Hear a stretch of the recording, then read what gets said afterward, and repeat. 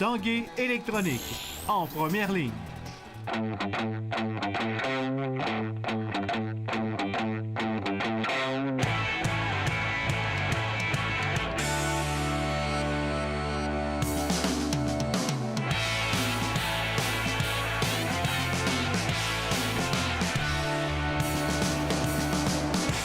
Salut, ici Jonathan Fournier et bienvenue à l'Esprit sportif. Aujourd'hui à l'émission, une discipline qui gagne en popularité à Québec, la calisthénie.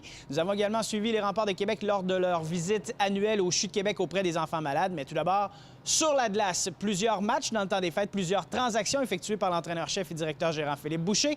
Voici le résumé de ma rencontre avec lui ce matin.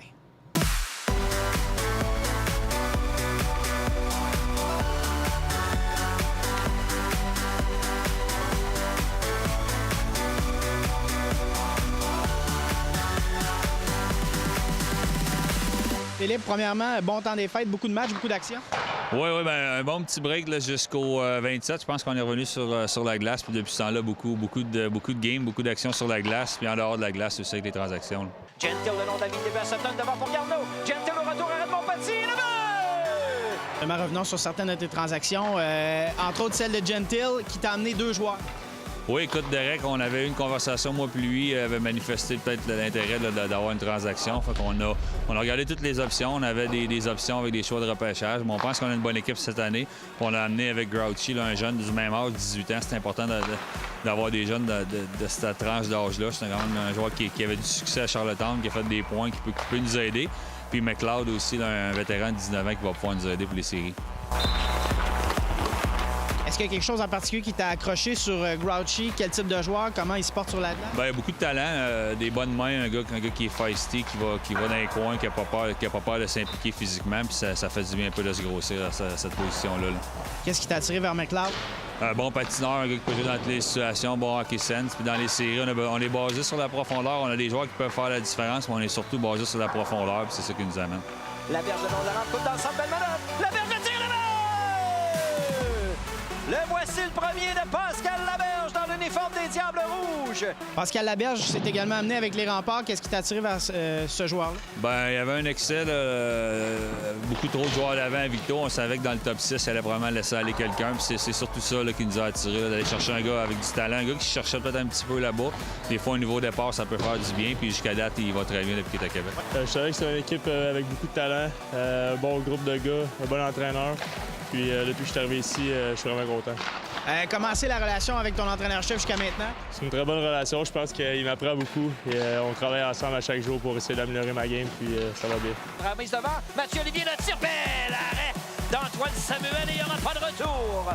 Un superbe arrêt du vétéran de 20 ans. On a également affaire à un nouveau gardien de but, Antoine Samuel. Est-ce que tu le connaissais un petit peu avant? Oui, bien, je le connais depuis longtemps. Là. L'avais eu dans le POI 3A, il a le même âge que plusieurs des gars que je connais, les 97, là, où j'ai coaché. Je l'ai coaché quelques week-ends, mais souvent contre lui, là, quand je coachais la Rive-Nord aussi. Fait que je connais très bien, autant sur la glace qu'en dehors de la glace. Il va nous amener beaucoup avec son leadership. Tardy Alexeyev, incapable de tirer correctement. Samuel fait l'arrêt. Il n'y aura pas de retour. Moi, je suis quelqu'un de la Quai-de-Chemin, donc Québec, c'est un peu chez moi. L'été, je passe mon été à Québec. Je m'entraîne avec le préparateur physique des Remparts. Donc, j'ai beaucoup d'amis ici dans le vestiaire. J'ai connu Philippe un peu là, quand j'étais plus jeune. Donc, pour moi, c'est un retour à la maison. Je me sens confortable dans l'environnement ici, puis je suis prêt à performer avec les Remparts. Là. On l'a eu souvent, il était à Shawinigan avant, on a joué souvent contre lui, puis à Bécomo, nous a fait la retard, que ce soit à Bécomo et surtout au centre Vidéotron, là, qui était solide, là, de performance contre nous. Puis on avait, je vais te ramener à ce que je te disais, les joueurs d'avant, on avait besoin de profondeur à cette position-là aussi. On l'a, je pense, à toutes les positions, puis ça va faire du bien, puis ça va challenger Derek Baribeau aussi. Dans le cadre de la tournée nationale de la Coupe Memorial, les joueurs des Remparts de Québec ont visité les enfants malades au CHU de Québec. Aujourd'hui, voici le reportage de Stéphane Turcot. Les joueurs étaient présents, mais c'est l'ancien rempart Marc-Édouard Vlasic qui était dans le cœur du petit Raphaël. Ton joueur préféré, c'est Marc-Édouard Vlasic? Non, Non? Jonathan Taze. OK, mais pourquoi tu portes le chandail de Vlasic? Parce qu'il m'a supporté dans mon combat. Cancer des ganglions, en fond, c'est un lymphome de Burkitt. Tous ces encouragements-là, lui, ça l'a aidé à passer à travers ça parce que c'était vraiment difficile. Là. Lui, c'est mettre le hockey de côté pendant des mois. Puis là, il voit la lumière au bout du tunnel. C'est fou pour lui. Tu vas recommencer à jouer au hockey surtout. Oui. As-tu hâte? Ouais. As-tu recommencé un petit peu? Ouais, entre les traitements, des fois, je fais les pratiques avec mon équipe. C'est émouvant un petit peu. Ces enfants-là, ils n'ont pas eu la même chance que, disons, moi, quand j'étais plus jeune. Ils font face à de l'adversité dès un très jeune âge. On donné comme cadeau? Un toutou, puis une main. Julien était heureux des cadeaux reçus et sa mère soulagée.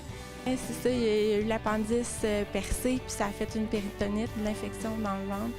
On en a encore jusqu'à vendredi au moins d'antibiotiques. Ça achève. Mais on se dit qu'il est en vie, puis c'est ça. C'est mon chum. Tu vas venir nous voir avec Martin et ton équipe, hein? Philippe Boucher en est pas une première visite du genre dans sa carrière et c'est bien que, si peu soit-il, ce soutien est réconfortant pour les parents.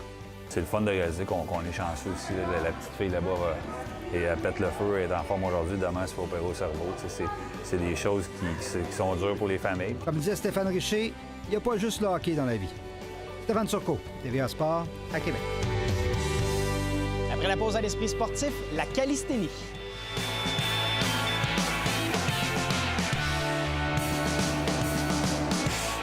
La calisthénie, des mots grecs kalos pour beauté et sténos pour force, regroupe un ensemble d'exercices de musculation et d'acrobatie effectués seulement avec le poids du corps. C'est une discipline bien connue en Europe qui fait son entrée au Canada dans les derniers mois. J'ai rencontré des gens qui tentent de populariser ce sport ici à Québec et au Québec, les gens de Calistation Canada.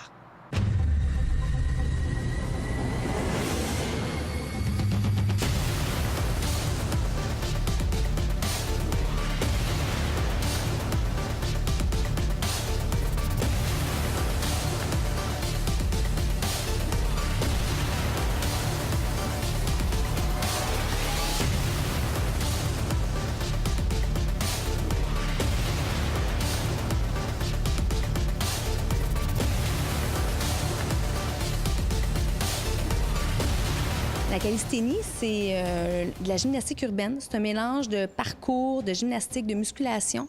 On travaille beaucoup l'équilibre, la coordination, l'agilité aussi, donc qui sont des composantes de l'activité physique. C'était en Europe. C'est sûr que ça a été beaucoup pratiqué au début.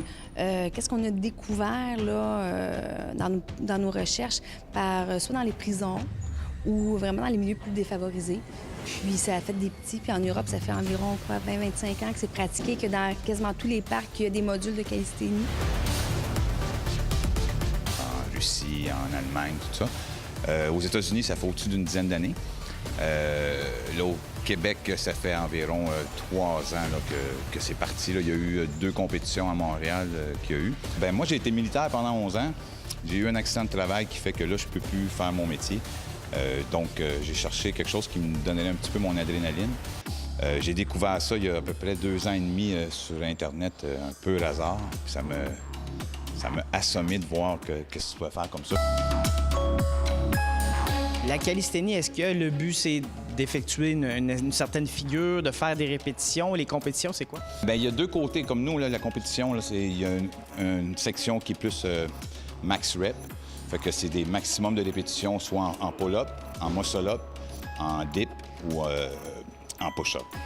Puis il y a la section qui est plus, tu as les mouvements de force, qui sont plus comme qu'on connaît très bien, le monde drapeau. Bon, ça, c'est un mouvement de force qui est utilisé, la planche, des choses comme ça. Puis tu as la section plus style libre, qui est plus casse-cou, qui pourrait ressembler un peu au parcours, mais c'est sûr qu'on utilise la barre en général, les barres parallèles ou la cage qu'on appelle communément. La mentalité n'est pas la même qu'un entraîneur traditionnel. Donc, c'est-à-dire qu'on s'entraîne beaucoup plus pour faire soit le mouvement, puis un coup que tu as fait ton mouvement, c'est de le faire le plus de fois possible. Il y a un résultat qui vient avec physiquement, t'as pas le choix. Moi, c'est la perte de poids. Avant, j'étais plus rond, disons. Fait que c'est vraiment le complément de l'entraînement où est-ce que ça te fait perdre du poids, ça te fait bouger. Tes muscles qui travaillent pas d'une façon où est-ce que tu gonfles ton muscle, mais tu le brûles. Tu viens vraiment fissurer la fibre de ton muscle au lieu de justement peut-être juste pomper puis essayer de prendre de la masse, bien, tu viens coter, tu viens chercher d'autres définitions dans ton muscle. C'est beaucoup le haut du corps, le dos, c'est vraiment des parties, les épaules, c'est des parties qu'on travaille beaucoup en calisthénie, qu'on travaille peut-être moins dans d'autres sports. Au départ, j'ai vu une vidéo, c'était toutes des filles qui faisaient une compétition. Fait que c'était un entraînement que j'ai tout de suite accroché. Ils faisaient le drapeau, puis c'est un super bon complément aussi à mon sport. Je fais du pole, puis ça me permet de faire tellement plus de choses, d'upgrader plus vite, à faire des mouvements, tout ça. On développe vraiment beaucoup la force, puis c'est vraiment ce que j'adore. Je pense que les gens qui font de la calisthénie ont eu un coup de foudre pour ce sport-là. Et c'est vraiment ça qui fait que tu veux toujours évoluer parce que tu te mets des buts, mais un coup que tu les as atteints, ces buts-là, bien, il y en a d'autres qui se sont ajoutés, puis bien, c'est ça, c'est de la passion. C'est toute la partie adrénaline et partage du sport.